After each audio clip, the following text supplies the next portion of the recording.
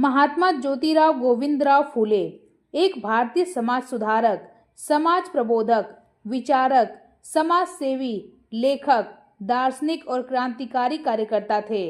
इन्हें महात्मा फूले और ज्योतिबा फूले के नाम से भी जाना जाता है।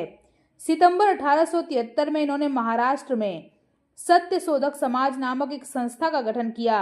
महिलाओं और पिछड़े और अछूतों के उत्थान के लिए इन्होंने अनेक कार्य किए।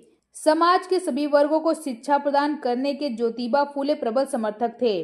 वे भारतीय समाज में प्रचलित जाति पर आधारित विभाजन और भेदभाव के विरुद्ध थे। ज्योतिबा फूले का मूल उद्देश्य स्त्रियों को शिक्षा का अधिकार प्रदान करना, बाल विवाह का विरोध करना, विधवा विवाह का समर्थन करना। फूले समाज की कुप्रथा, अंधश्रद्धा की जाल से समाज को मुक्त करना चाहते थे, जिसके कारण उन्होंने अपना संपूर्ण जीवन स्त्रियों को शिक्षा प्रदान करने में, स्त्रियों को उनके अधिकार के प्रति जागरूक करने में लगा दिया। 19वीं सदी में स्त्रियों को शिक्षा नहीं दी जाती थी। फूले महिलाओं को शिक्षा, पुरुष भेदभाव और दयनीय स्थिति से इतने व्याकुल और दुखी हुए कि उन्होंने दृढ़ निश्चय किया कि वे समाज में क्रांतिकारी बदलाव लाकर रहेंगे। इसलिए उन्होंने कन्याओं के लिए देश की पहली महिला पाठशाला पुणे में बनाई थी, जिससे समाज में क्रांतिकारी बदलाव लाया जा सके। उन्होंने अपनी धर्मपत्नी सावित्रीबाई फूले को खुद पढ़ाया, जिसके बाद सावित्रीबाई फूले भारत की प्रथम महिला अध्यापिका बनी। महात्मा ज्योतिबा फूले का जन्म 11 अप्रैल 1827 को पुणे में हुआ था। 1 वर्ष की अवस्था में ही उनकी माता का निधन हो गया, जिसके बाद इनका लालन पालन एक बाई ने किया। उनका परिवार कई पीढ़ी पहले सतारा से पुणे आकर फूलों के गजरे आदि बनाने का काम करने लगा। इसलिए माली के काम में लगे ये लोग फूले के नाम से जाने जाते थे। ज्योतिबा ने कुछ समय पहले तक मराठी में अध्ययन किया, बीच में पढ़ाई छूट गई और बाद में 21 वर्ष की अवस्था में अंग्रेजी की 7वीं कक्षा की पढ़ाई पूरी की। इनका विवाह 1840 में सावित्रीबाई फूले से हुआ, जो बाद में एक प्रसिद्ध अध्यापिका और समाज सेवी बनी।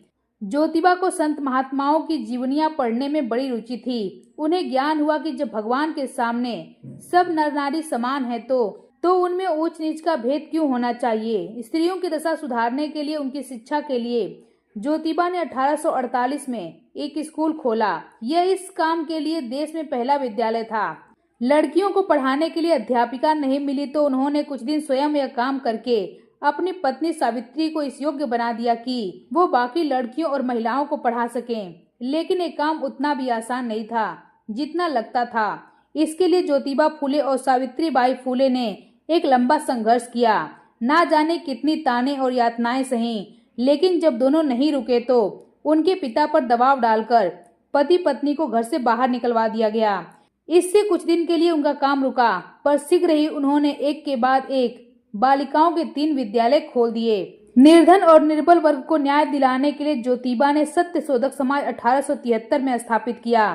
उनकी समाज सेवा देखकर 1888 में मुंबई की एक विशाल सभा ने उन्हें महात्मा की उपाधि दी। ज्योतिबा ने ब्राह्मण पुरोहितों के बिना ही विवाह संस्कार आरंभ कराया और इसे मुंबई उच्च न्यायालय से भी मान्यता मिली। ये बाल विवाह विरोधी और विधवा विवाह के समर्थक थे। अपने जीवन काल में उन्होंने कई पुस्तकें भी लिखी। गुलामगिरी, तृतीय रत्न, छत्रपति शिवाजी, किसान का कोड़ा, अछूतों की कैफियत। महात्मा ज्योतिबा व उनके संगठन के संघर्ष के कारण सरकार ने एग्रीकल्चर एक्ट पास किया। धर्म, समाज और परंपराओं के सत्य को सामने लाने हेतु उन्होंने अनेक पुस्तकें भी लिखी। 1883 में स्त्रियों की शिक्षा प्रदान करने के महान कार्य के लिए उन्हें तत्कालीन ब्रिटिश भारत सरकार द्वारा स्त्री शिक्षण के आद्य जनक कहकर गौरवान्वित किया।